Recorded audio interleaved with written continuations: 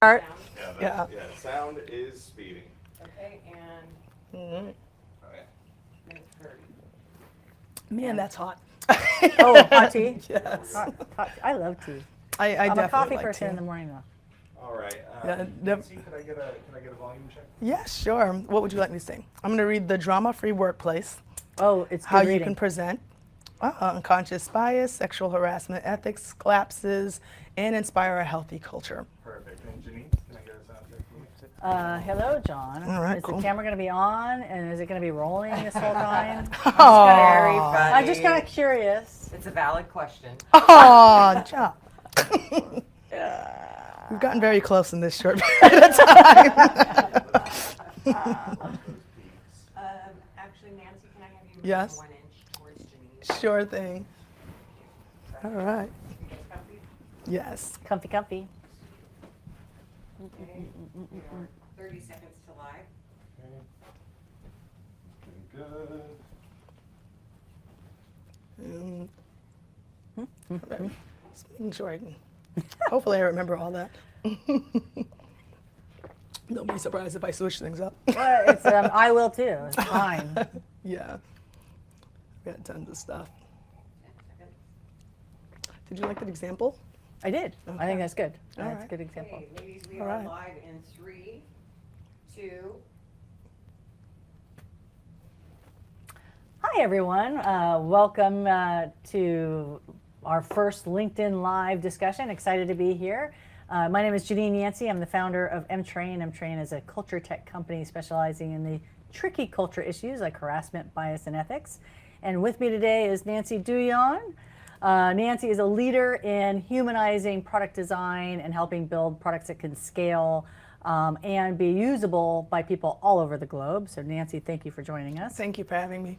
I should also mention that Nancy is Emtrain's expert on unconscious bias and inclusion.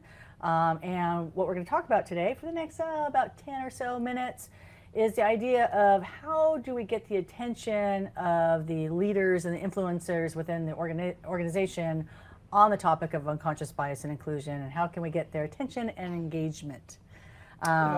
So, interesting conversation. So Nancy, you and I have been chatting now for the last, I don't know, 4 or 5 months, and most recently it heated up when I saw you at a panel discussion in May in San Francisco with some other diversity experts, and you made the comment, I don't like the term diversity. I'm like, oh, okay then. Can you talk to us a little bit Let me about that? expound on that. And I remember that conversation being very passionate because I'm the person who's supposed to be on the receiving end of diversity. I should feel like retention is getting better, or there should be an increased number, but diversity has been a really tough word for me because it's felt very gimmicky, PR-ish, and it doesn't seem like something that is necessarily as strongly in my corner as it was intended to. And this is not just about me, but my colleagues as well. I think that it's become a word that's been watered down over time just with so many things that's happened around the space. So, excellent. Thank you for sharing. And so you're a leader in user research on products, which is a kind of a nice, interesting perspective because you have to be focused on the business impacts, right? Yes, this is correct. And you worked at IBM, at Google, at Uber, at other innovative companies trying to create the products that everyone can use. And you have a story, and I'm going to ask you to share it. You had some user research issues or user design issues, and you need to share those issues. And it gets to our message today of how should we be talking about basically inclusion. And can you share that story? So inclusion is extremely important, especially in the work that I do as far as helping scale products globally. Okay. And so I don't mean to downplay diversity like it's not important. I just want it to have the impact that it was intended. So I did a test when I was at Google, for example, where I taught 3 of the same workshops. The one class was called Diversity in Tech, the second class was called Inclusion in Tech, and the last class was called Humanizing in Tech. When I did the talk called Diversity in Tech, there was a number of people who came. All of them were people who look like me, so black and brown people. And when I did the talk on inclusive in tech, I saw a few more Asian people show up, so it was definitely people of color. But when I did humanizing in tech, white men. Could you not believe it? Just a bunch of white men showed up, and it got to showing that this was beyond just me, but this was impacting people who really had the privilege to actually change things within this industry.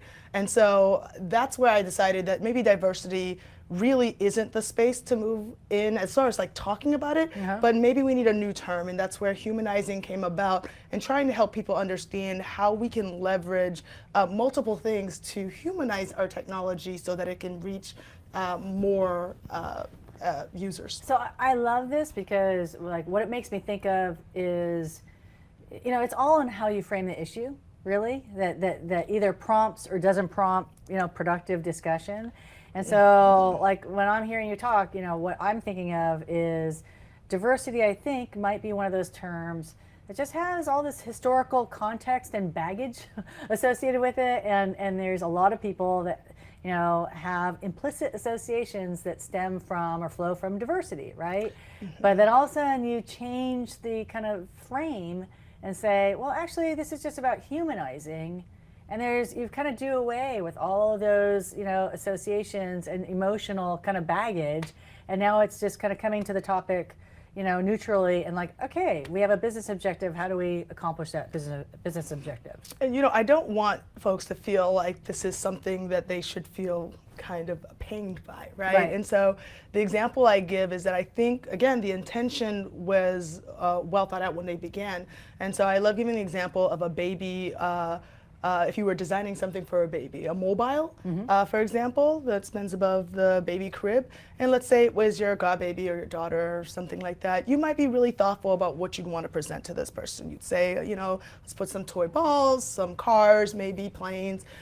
What you're missing is the experience or the angle that the child is seeing, where they look up and they are seeing the bottom of these toys, right?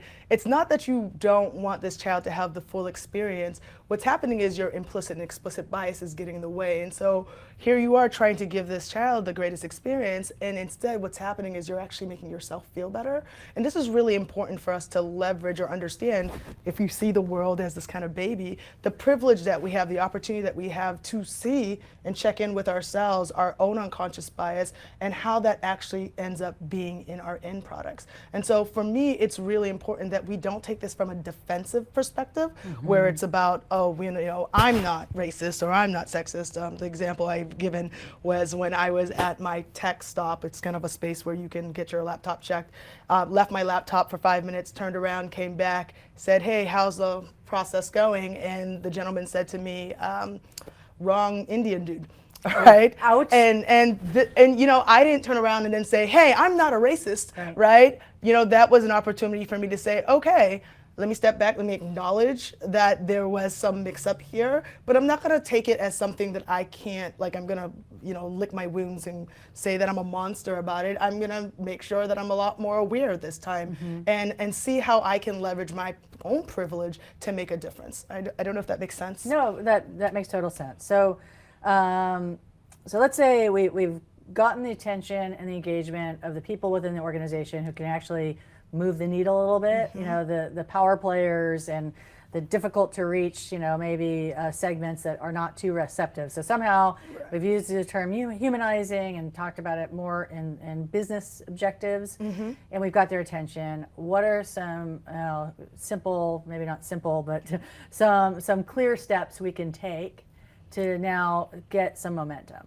So the first thing you heard me say is talking about leveraging privilege. I know the word privilege can be really harsh or tough here. Some people do not like the term. Some people don't. So even within Emtrain, people don't like the term privilege. Well, that's why I like to talk about my own privilege then, and talk about the fact that I even have responsibilities to change things within this world of inclusion. You've been hearing everyone been moving to this world of belonging, and so it's really about what is it that you can do with the powers that you have to make a difference in this space. So the example I give is I was at a large tech company that had multi-thousands of people for a sales conference, and every performer that was at the sales conference was a black person. So they had a drummer, they had people doing the Dougie, they had a jazz band. Every last one of them were black, but everyone who spoke at the sales conference was a white person.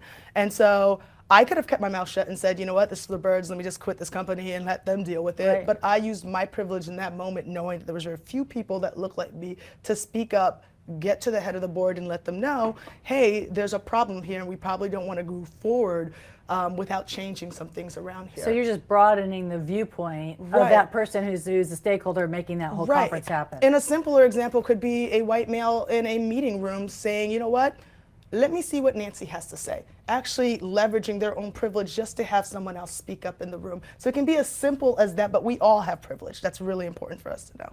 Okay. Yeah. So privilege, any other steps? So some other things I would suggest is turning your assumptions into questions. This is just a great life skill in general. It works with user research. It works with literally like anything you can think of, but really making sure that we are not patting ourselves on the back and knowing what's best for people, but really appreciating the innovation or the differences of opinion that somebody else might bring to the process, which also brings me to this point of like really curating a space where you can have a safe discussion, right? I know with Emtrain you guys do polling to do that and literally getting opinions from matters like Black Lives Matter versus All Lives Matter, which is different, right? But really trying to create a space where we can actually have this conversation about what can we do to make this experience better for everyone, and what are the real opinions in this space? What's really going on here? Instead of saying, let me defend myself. Another thing that we can do is making sure that when we are testing or polling, that we are making sure that we are having representation from all spaces, especially marginalized communities, underrepresented communities, right? So even in my research, I try to get at least 2+ underrepresented checkpoints. But yeah, so it's really important just to make sure that these small little tips, there's lots that I can go into, are great ways for you to start really getting inclusion into your work, whether you are a researcher, engineer, or designer, or an HR professional. Perfect. Okay, so come to issues with curiosity, not assumptions. That's what I'm hearing. Use your influence and your power or privilege, relative. My hair looks crazy. It looks like a mess. I don't believe it. Your hair always looks awesome. I mean, how do you do it? Do you twist it? Do you do it yourself? Yeah, I twist it myself. Oh. I mean, do you mind? Oh. Yeah, actually, I do mind. Oh, sorry. But I mean, if you're really curious about it, there are like tons of YouTube videos out now about natural hair, so maybe check that out.